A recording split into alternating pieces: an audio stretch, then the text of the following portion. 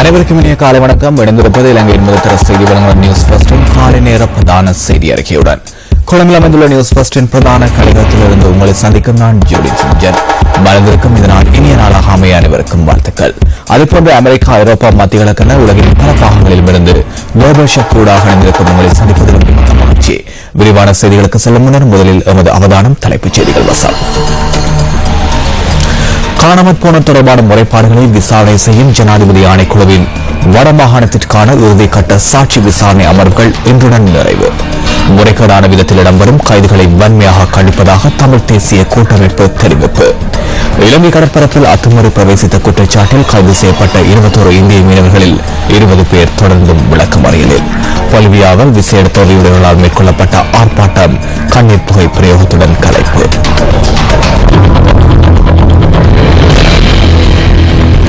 தொடர்வது விரிவான செய்திகள். முதலில் உள்நாட்டுச் செய்தி. காணாமற் போன தொடர்பான முறைப்பாடுகளை விசாரணை செய்யும் ஜனாதிபதி ஆணைக்குழுவின் வடமாகாணத்திற்கான இறுதிக்கட்ட சாட்சி விசாரணை அமர்வுகள் இன்றுடன் நிறைவடைய உள்ளன. இறுதிக்கட்ட சாட்சி விசாரணை அமர்வுகள் கடந்த 25ஆம் தேதி முதல் கிளிநொச்சி மாவட்ட செயலகத்தில் நடைபெற்று வருகின்றன. கரைச்சி மற்றும் கண்டாவளை பிரதேச செயலக பிரிவுகளை சேர்ந்த மக்களிடம் கடந்த 3 நாட்களாக சாட்சியங்கள் பதிவு செய்யப்பட்டிருந்தன. பூநகரி மற்றும் பச்சிலைப்பள்ளி பிரதேச செயலக பிரிவுகளை சேர்ந்த மக்களின் சாட்சிகள் 4ஆம் நாளான இன்று பதிவு செய்யப்பட உள்ளதாக காணாமல் போனோர் தொடர்பான முறைப்பாடுகளை விசாரணை செய்யும் ஆணைக்குழுவின் செயலாளர் HW குணதாச தெரிவித்தார். இன்றைய தினம் சாட்சியம் அளிப்பதற்காக சுமார் 140 பேருக்கு அழைப்பு விடுக்கப்பட்டுள்ளதாக ஆணைக்குழுவின் செயலாளர் கூறினார். கிளிநொச்சி மாவட்டத்திற்கான அமர்வில் கடந்த 3 நாட்களாக சுமார் 800 பேரிடம் இதுவரை சாட்சியங்கள் பதிவு செய்யப்பட்டுள்ளன. சாட்சி விசாரணைகளுக்கு தூர இடங்களில் இருந்து கிளிநொச்சி மாவட்ட செயலகத்துக்கு வருவோருக்கான விசேட பஸ் சேவைகளும் ஏற்பாடு செய்யப்பட்டுள்ளன.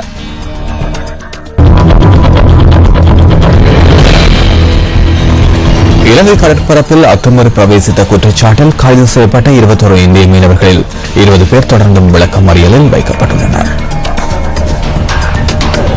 கைது செய்யப்பட்ட 21 இந்திய மீனவர்களை நேற்றிரவு 7 மணியளவில் மன்னார் நீதவான் ஆசீர்வாதம் கிரேஷியன் அலெக்ஸ் ராஜா நிலையில் ஆஜர்படுத்திய போது அவர்களில் 20 பேரை எதிர்வரும் மே மாதம் 11ஆம் தேதி வரை விளக்கமறியல் வைக்குமாறு உத்தரவு பிறப்பிக்கப்பட்டுள்ளது. கைது செய்யப்பட்ட இந்திய மீனவர்களில் 16 வயது சிறுவனுடன் காணப்பட்டதாகவும் அது சிறுவனை சிறுவர் பராமரிப்பு நிலையத்தில் வைக்குமாறும் நீதவான் உத்தரவு பிறப்பித்துள்ளதாக கடற்கொலை திணைக்களத்தின் மன்னார் மாவட்ட உதவி பணிப்பாளர் PS மிரண்டா குறிப்பிட்டுள்ளார். தலைமன்னாருக்கு தெற்கு கடற்பரப்பில் மீன்பிடியில் ஈடுபட்ட போது இந்திய மீனவர்கள் 21 பேரும் நேற்று நண்பர்கள் கைது செய்யப்பட்டதாக கடற்படை ஊடக பேச்சாளர் கேப்டன் அக்ரமலவி குறிப்பிட்டார். கைது செய்யப்பட்ட இந்திய மீனவர்களின் 3 படகுகளும் கடற்படையினரால் கைப்பற்றப்பட்டுள்ளன.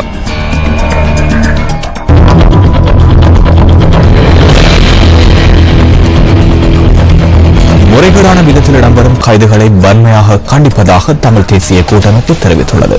ஊடக அறிக்கை ஒன்றினூடாக கூட்டமைப்பு தமது கண்டனத்தை வெளியிட்டது.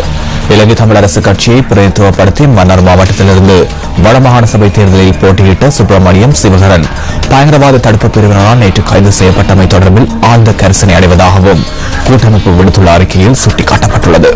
கடந்த சில நாட்களாக இடம்பெறும் முறையற்ற கைதுகள் இடம்பெற்றுள்ளதாகவும் அவற்றில் பல கைதுகள் கடத்தப்பட்டதன் பின்னர் கைது செய்யப்பட்டுள்ளதாகவும் தமிழ் தேசிய கூட்டமைப்பு சுட்டிக்காட்டியுள்ளது. இவ்வாறான சம்பவங்கள் மிகவும் பாரதூரமான விடயங்கள் எனவும் சம்பந்தப்பட்ட தரப்பினர் இதுகுறித்து உரிய நடவடிக்கை மேற்கொள்ள வேண்டும் எனவும் தமிழ் தேசிய கூட்டமைப்பு கோரிக்கை விடுத்துள்ளது.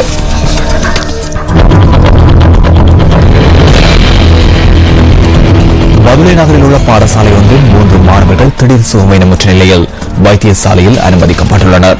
குறித்த மாணவர்கள் மதுபானம் ஏதேனும் அருந்தி உள்ளார்களா என்பது தொடர்பில் பரிசீலனைகள் முன்னெடுக்கப்பட்டுள்ளதாக போலீஸ் ஊடக பிரிவு தெரிவித்துள்ளது.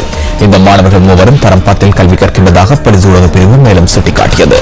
அவர்கள் தொடர்பில் வைத்திய அறிக்கை கிடைக்கப்பெற உள்ளதாக போலீஸ் ஊடக பேச்சாளர் குணசேகரன் மேலும் தெரிவித்துள்ளார். எம்பிலிப்பேட்டை பகுதியில் வைபவம் ஒன்றின் போது இளைஞர் ஒருவர் உயிரிழந்த சம்பவம் தொடர்பிலான விசாரணை அறிக்கை போலீஸ் மாதிபர் பூஜித் ஜெயசந்திரவிடம் சமர்ப்பிக்கப்பட உள்ளது. போலீஸ் மாதிபர் இந்த சம்பவம் தொடர்பிலான தீர்மானம் எடுக்க உள்ளதாக போலீஸ் ஆணையகத்தின் செயலாளர் ஆரியதாச கூறி தெரிவித்துள்ளார்.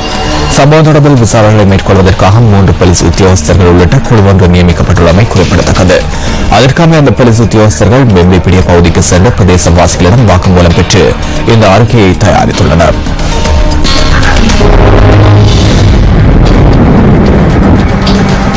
இன்றைய வானிலை தொடர்பான தகவலை அறிந்து கொள்வதற்காக தொடர்பினை ஏற்படுத்தியுள்ளோம். வளிமண்டலவியல் திணைக்களத்தின் வானிலை அதிகாரி முகமது சாலிஹினுடன்.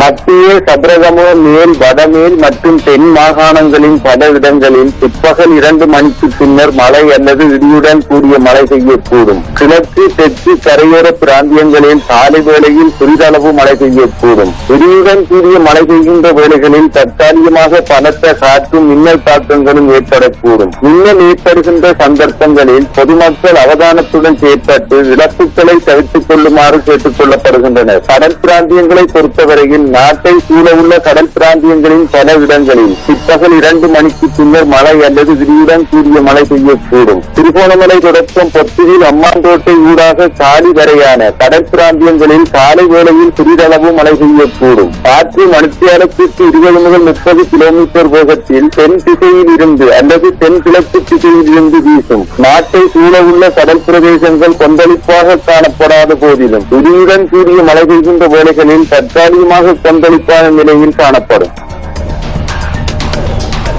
சம்பூரில் அமையவிருக்கும் அனல் மின் நிலையம் எதிர்கால சந்ததியினரை பாதிக்கும் என வலியுறுத்தி விழிப்புணர்வு செயலமர்வு ஒன்று கிண்ணியா அல் அக்ஸா கல்லூரியில் நேற்று மாலை இடம்பெற்றது. இந்த விழிப்புணர்வு செயலமர்வில் பல்கலைக்கழக மாணவர்களின் விளக்கமும் மூதூர் பசுமை அமைப்பின் தெளிவூட்டலும் வழங்கப்பட்டன. இயற்கை வனப்பு நிறைந்த திருகோணமலை மாவட்டம் அனல் மின் நிலையம் அமைக்கப்படுமாயின் அதன் இயற்கைத்துவத்தையும் வனப்பையும் இழக்கும் என அந்த நிகழ்வில் கருத்தாடப்பட்டது. 10,000 குடும்பங்களை கொண்ட மூதூர் பிரதேசமும் அனல் மின் நிலையம் அமையப்படவுள்ள பகுதியிலிருந்து 5 கிலோமீட்டருக்கு உட்பட்டு காணப்படுவதுடன் கிண்ணியா பிரதேசம் 80,000க்கும் மேற்பட்ட மக்களுடன் 15 கிலோமீட்டருக்கு உட்பட்டு காணப்படுவதால் இந்த மக்கள் அதிக பாதிப்புகளை எதிர்நோக்க நேரிடும் என இங்கு விழிப்புணர்வு ஊட்டப்பட்டது. நாட்டின் நிலையான அபிவிருத்தி எதிர்கால சந்ததிகளை பாதுகாப்பதற்காகவே அமைய வேண்டும். அபிவிருத்தி எனும் போர்வையில் அழிவுகளை எதிர்கொள்ள நாம் தயாரில்லை என இங்கு விளக்கம் அளிக்கப்பட்டது. சம்பூர் அனல் மின் நிலையம் மக்கள் மத்தியில் பாரிய எதிர்வலைகளை ஏற்படுத்தியுள்ள நிலையில் நோய்ச்சோலை அனல் மின் நிலையம் தொடர்பிலும் மக்கள் தமது எதிர்ப்பலைகளை வெளியிட ஆரம்பித்துள்ளனர்.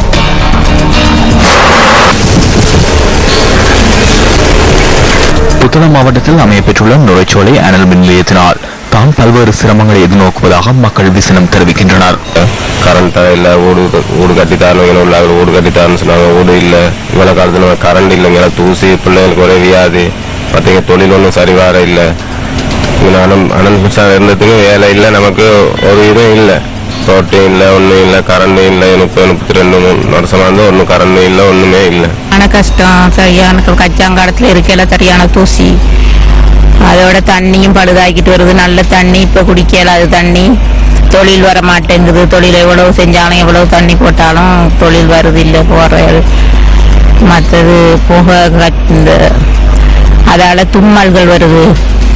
பிள்ளைகளுக்கெல்லாம் சரியான தும்மல் அந்த தூசியால. அனல் மின் நிலையத்தை அண்டி வாழும் பல குடும்பங்கள் அனல் மின் நிலையத்தினூடாக வெளியேற்றப்படும் புகை மற்றும் நிலக்கரியின் தூசி காரணமாக விவசாயம் மேற்கொள்வதில் பாரிய சிக்கல்களை எதிர்நோக்குவதாக இந்த பகுதி விவசாயிகள் விசனம் வெளியிடுகின்றனர். குடிநீர் மாசடைவதன் காரணமாக சுத்தமான நீரை பெற்றுக் கொள்வதில் இன்னல்களை எதிர்கொள்வதாகவும் இந்த பகுதி மக்கள் தெரிவிக்கின்றனர்.